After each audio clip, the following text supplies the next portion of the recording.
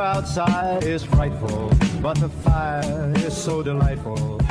Since we've no place to go.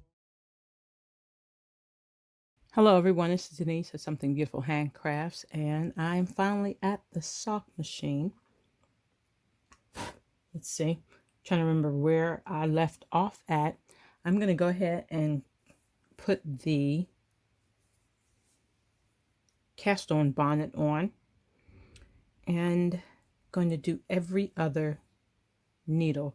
Try to do this so that you can actually see, which is a little complicated because the camera is right where my hand is, but I'm just putting it on every other needle.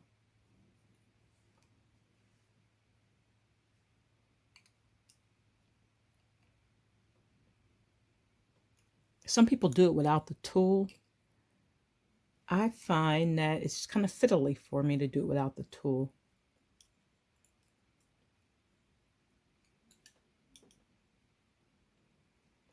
And just on every other loop.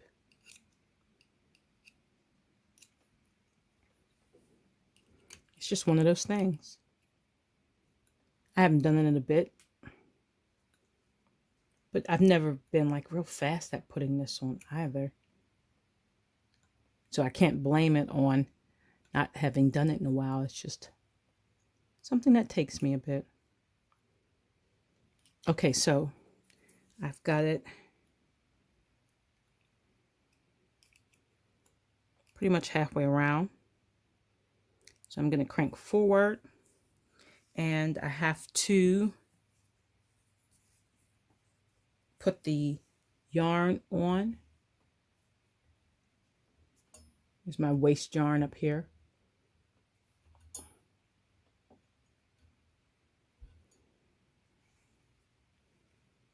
I do reuse waist yarn sometimes. I don't have to because I have an adequate supply of waist yarn. I just really hate wasting yarn, except that's pretty much what it's for. Okay. Get that right around the yarn guard. Get that tail held down. And number one, make sure all my latches are open.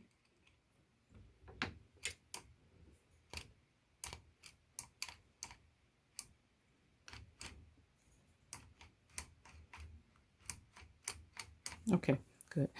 So far, so good.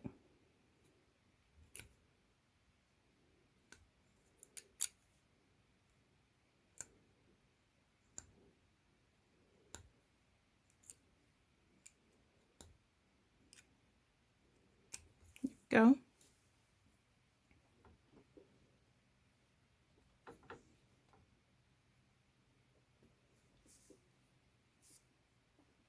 Put that over there.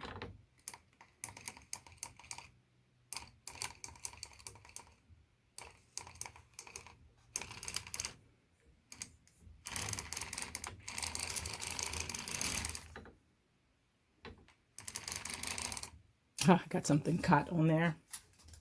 Okay, so it looks like it's safe for me to go ahead and add the weights. Okay, here's the buckle. And the weight stack. And basically the buckle goes on just like you think a buckle would. You know, you slide it underneath.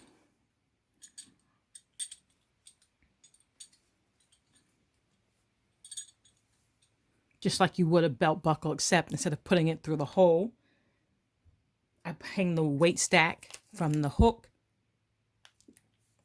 into the slot, and there my buckle is. And if I put it in the right way, it will trap in between the space, the two metal pieces, and hold it down. I have two weights on this stack. You know what? I really don't know how much each weight is. I think there may be a pound. So I've got 2 pounds plus the stem, and that is sufficient for what I need. I'm going to go ahead and crank. When I first put the ribber on last month, I couldn't really get it to pick up the stitches. And, well, I couldn't get it to crank. is the big problem. So I added the 3 weights and it cranked just fine. But I noticed that was when I was doing 1 by 1 rib. When I did a 3 by 1 rib, I had a lot of difficulty turning. So I took off one of the weights and actually it was perfect. So I have to adjust the weight based on what I'm doing. So I'm going to go ahead and adjust the tension because this is set for a wider tension for a different cylinder for a different project. So I make this, I always have to think about this because normally you would go loosey, lefty, righty, tighty, but it's the complete opposite here. So left is tighter and right is looser. So I'm turning this dial and I'm going to raise my cylinder or raise my V-cam. So I'm just turning to watch how the V-cam goes up. And I have a little mark. I marked it. What I need to get is a caliper. I had one. Just a manual one for beads. I need to find a digital caliper because the numbers on here don't correspond to like stitches per inch. So I have to remember if I want like 10 stitches per inch, it's like a 7 mark on the machine. And I wrote it down in my book, but I can't always remember all that. So what I did is I marked it at the general setting where I would make socks for myself, which is somewhere between 10 to 11.5 stitches per inch. I like a really tight stitch for myself, but I have a small foot. So if I'm making socks for other people, then I have to be able to adjust this right here. And I kind of have to know what these numbers represent. And I can't always remember all that. There's like a whole lot of stuff to remember. So that's like not on my high list of remembering that a 5 on here is a 12 stitches per inch. Gosh. And I like to just be able to sit down, turn this dial to where I want it with the accurate marking. And the only way for me to really be able to do that is with a caliper. That way I'm not guessing the height.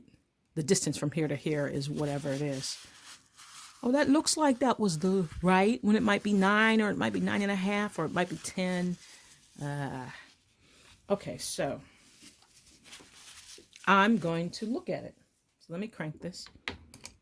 And you must certainly, I mean, I don't want to take all this off and try to count stitches per inch either to make sure I'm in the right spot. So I don't think the best way to do that would be to get a caliper.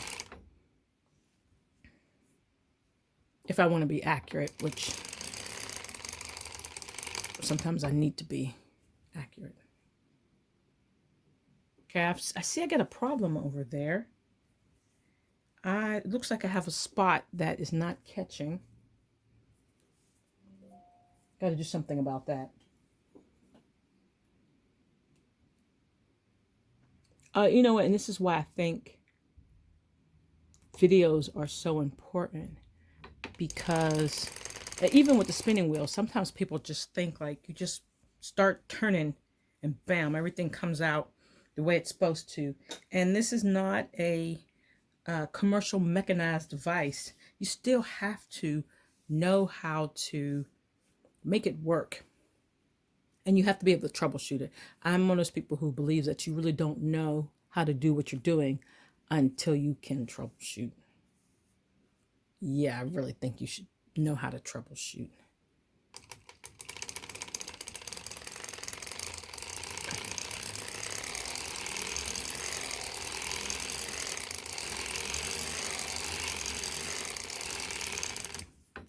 I got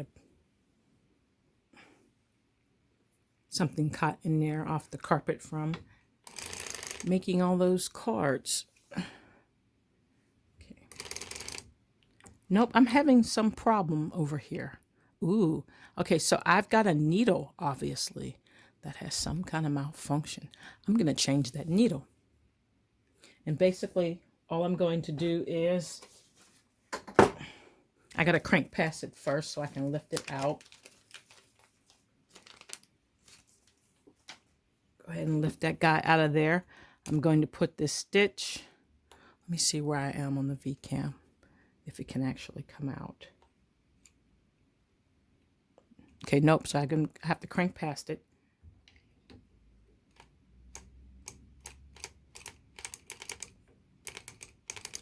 Okay. I'm going to lift it out. I'm going to take this stitch, put it on this hook.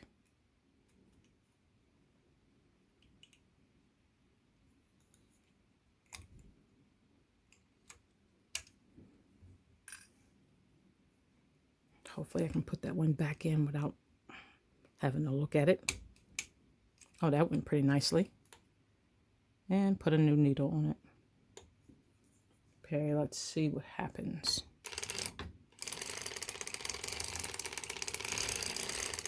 Okay, that's going well. Okay, I think that looks kind of tight for me. I think it's time for me to go ahead and put the ribber on. And I'll show you what I've been doing in order to get the yarn on with the ribber. And this is another one of those things where I watch the videos and I can't really tell what the people are doing in the video. So I just made up my own. So I'll show you that in a moment. Now that the ribber is on, you'll really be able to see nothing at all except for the ribber in motion. And I seem to be having the problem with it lining up. It always seems to be slightly off, lining up where I want it to be, but I think we'll be fine. All right, so as I was saying, when people put the knitting yarn on, I've seen them do it two ways.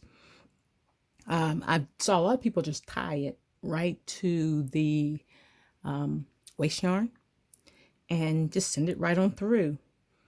And I don't know, something about that kind of irks me. I don't know. It just does. And then I've also seen people like tuck it in, but there's a lot of space here between where the ribber sits and the cylinder here. So what I have been doing is just kind of putting it on the end of something, kind of dropping it down there and kind of pushing it under. And that's great, but it is kind of hard to force it into that space. And especially, you know what, I probably should have changed because I realize now that this yarn is blue and my waist yarn is blue. It happens. So I do have other color waist yarn. I just kind of forgot. So let me show you real quick the yarn that I made for the substitution is this.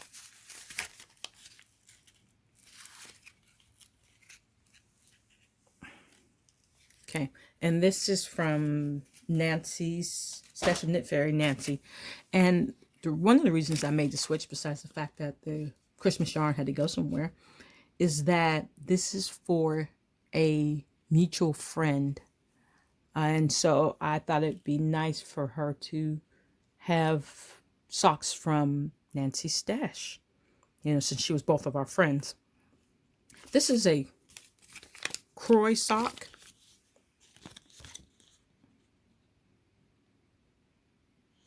And for me, the Croy socks, they're kind of thick in comparison to maybe the Actif or some of the other sock yarns.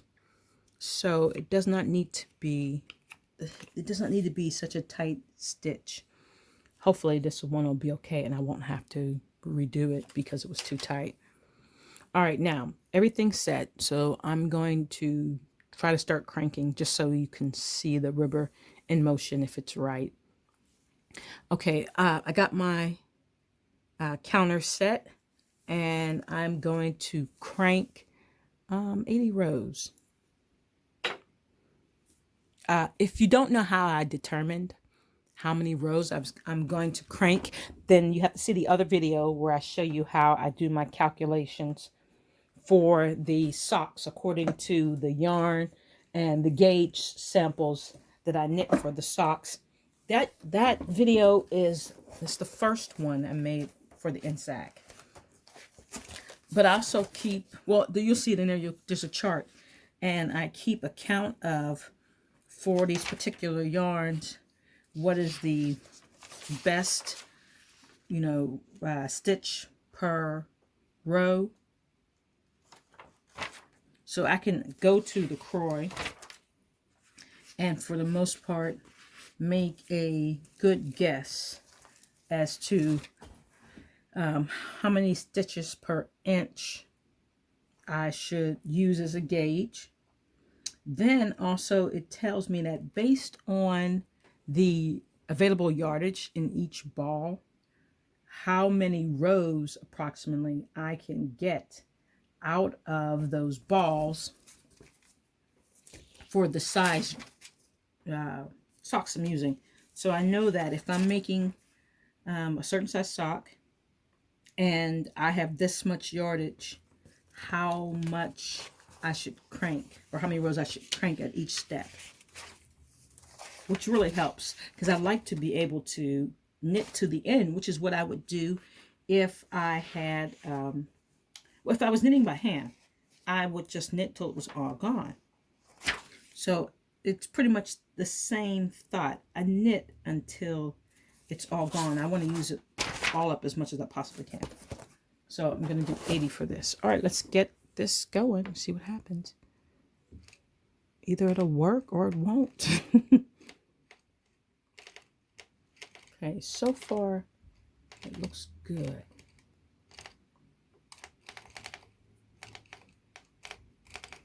And what I have not figured out yet is how to fix drop stitches. And I don't want to say I haven't figured out. What I want to say is that it's a beast trying to fix a drop stitch with this rubber hat on. And so I have not discovered the most efficient way for me to fix a drop stitch underneath the rubber.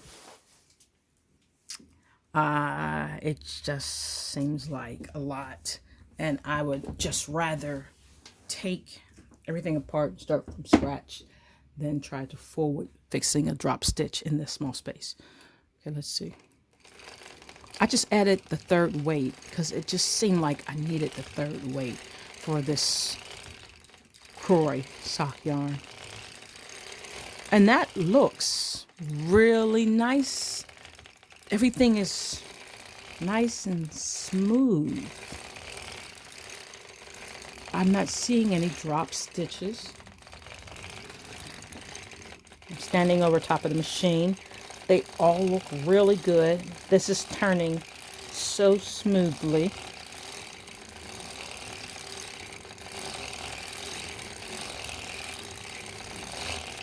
Now, I've only had this machine since June of 2020.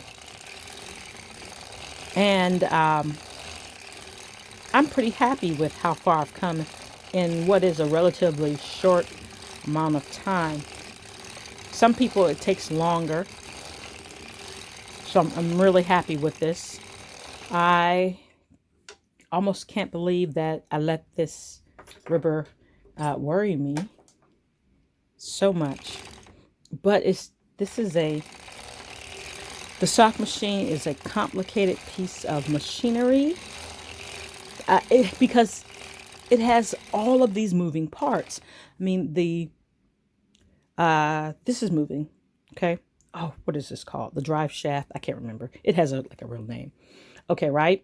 Because I always thought with sock machines that the cylinders themselves were moving, but that's not what's happening here.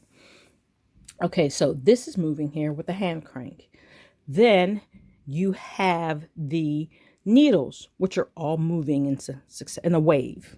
Okay, the V-cam makes them rise up in a wave fashion. Kind of reminds me of a roller coaster, right? So that is moving. Then you've got the yarn over here, which is feeding up.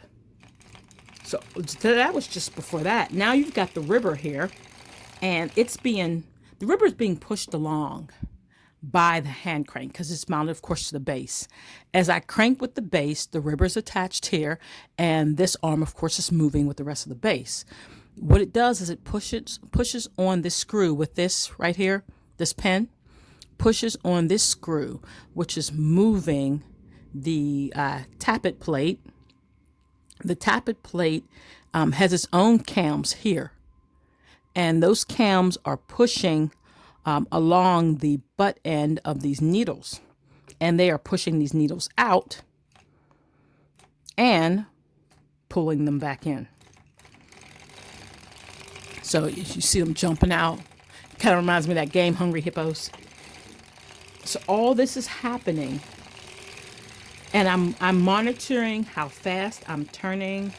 I'm monitoring this weight on the bottom, which I need to fix, because if the weight hits the bottom, then the needles rise up and the yarn jumps off, and then you've got a big mess. So I need to periodically stop.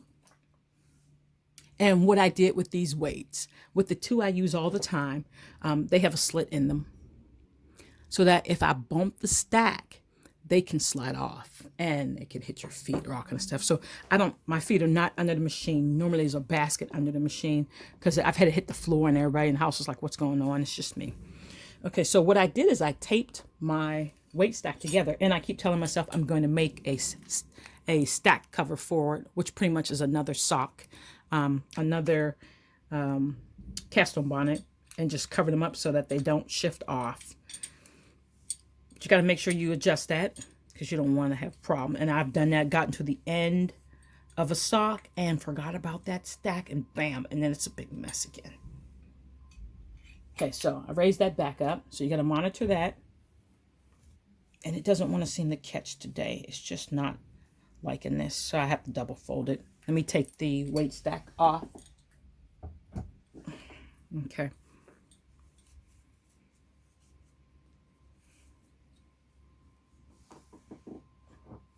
Alrighty.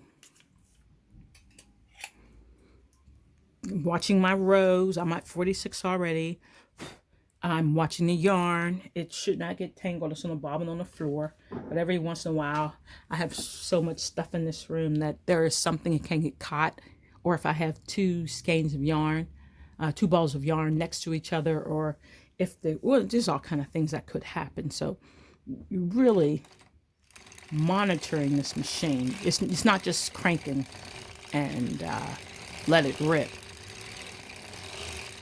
I pay more attention to this machine than I do when I'm spinning.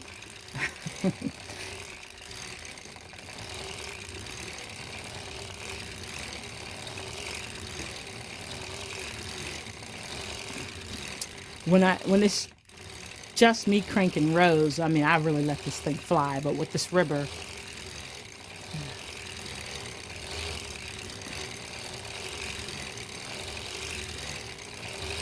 67. Getting this rubber off is going to be the challenge. I'm going to save that for tomorrow's video. Okay, I'm getting close to where 75.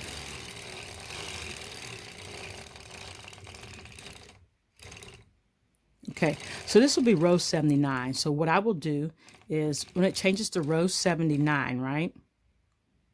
I'm going to turn this far enough that my first set of stitches clears the V-cam. This does not leave me much room at all. Like I said, there are other people who do it differently. From the videos I've watched, some don't even show you how they do it. Some have done it this way. Some you just, next thing you know, you're onto the heel. So this is the way I'm doing it currently. And like I said, this is not like the gospel or anything. This is just the way I'm doing it until I find a more efficient way, if there is one. But so here, this is where my counter switches to the next row, which is why I'm always stopping like this. So when this comes around again, this will be 80. So I will have 80 rows. And I want it to start on the clean rows because I need a pre-heel row before I do my heels. Some people do their heels with the ribber on. I'm not going to do that because I'd like to be able to see inside. So I'm actually going to take the ribber off, do my heel. And I'm not ribbing the top part of the sock. So I really don't need to keep the ribber on as I do my heel. That just kind of, that helps. And if I'm going to mess up somewhere, the heel is the place that's most likely for me to do it. So I would like to have access to the entire inside of the cylinder So I take the rubber off. Okay, so I'm going to tell you what I'm going to do really quickly. And then I'm going to stop this video because it's getting long. And then I will show you some of it for the next video. Okay, so let me explain this real quickly. This is where it starts, right? So this would be the first needle I would change. I would get the needles. Okay. I'm going to put this needle into the slot. Well, which I can't do yet because the V-cam is still in my way.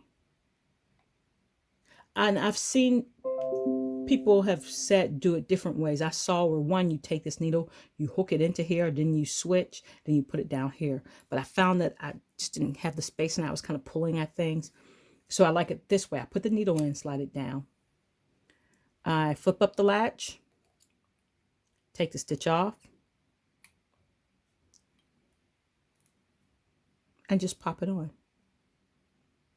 I have drop stitches this way, and if I lifted out this stitch, lifted out this needle and put it on, I would probably be less likely to drop a stitch. But this is what I'm doing. And then what I do is, because I have kind of issues with trying to get this rubber off, what I've been doing is removing.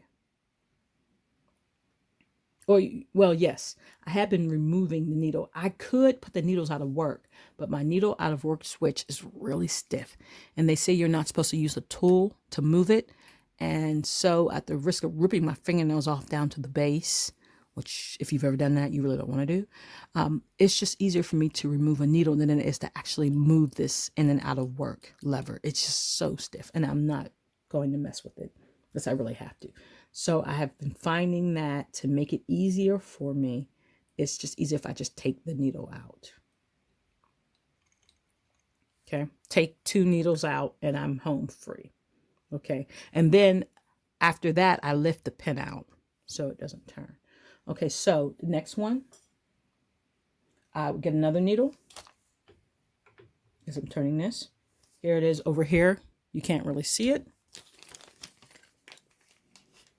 But basically, I'm taking the needle, putting it in.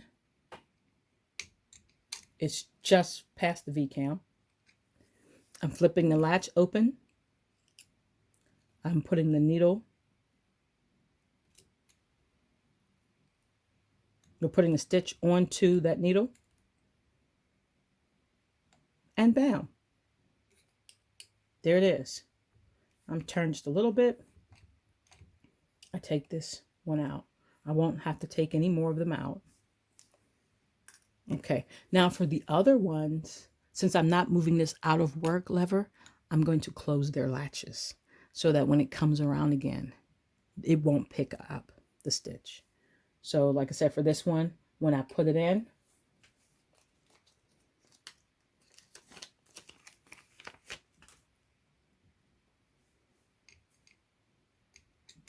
right, I'll switch it on. Here we go, there it goes. I'm putting it over.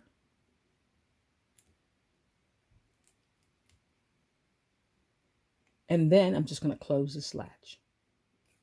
Then I don't have to worry about it anymore. It won't interfere. What usually happens for me is I've been having a problem with it interfering with the yarn guard so that I can't lift it out because the needles are still moving in work. And in this case, with these 2 gone, even if these guys are moving and in my way, there's still a gap right here where I'm going to wind up at. So I'll be able to lift the ribber past the yarn guard without moving the yarn guard or moving this really stiff out of work. And then, like I said, the rest of the needles will move, but with their latches are not going to open by themselves if I close them, which is why you need to really make sure when you're coming around the mountain that your latches are open, because if you get to one that's not open, the machine is not going to flick the latch open. So as long as I close them back, they will not open as I turn. All right, that's, like I said, I'm going to stop there. I promise I'm stopping there. Thank you, everybody, for watching. I know this one is long, but thank you for watching, and hopefully this makes some kind of sense. Have a great day. Take care.